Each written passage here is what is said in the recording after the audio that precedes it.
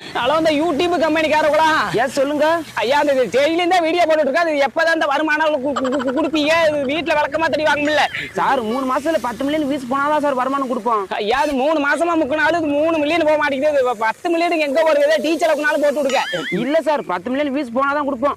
ஐயா சாமி, கோச்சுக்காதீங்க. இது இஎம்ஐ வேற கட்டணும். கை மாத்தா ஒரு 20,000 ரூபாய் மாத்தி விட்டீங்கன்னா பொண்டாடி பிள்ளையோட நல்லா இருக்குங்க சாமி. அப்படியெல்லாம் கொடுக்க மாட்டான் சார். நீங்க வேணா பேஸ்புக் ஓனதை வேணா கேட்டு பாருங்க. யாவர்ட்ட ஆல்ரெடி கேட்டுட்டேன். மகளுக்கு ஏதோ திரட்டி வச்சிருந்தாரா, அது கையில இருந்த காசு போனா செலவாயிருக்குன்னு இருக்குது. நீங்க மனசு வச்சா பண்ணலாம் சாமி.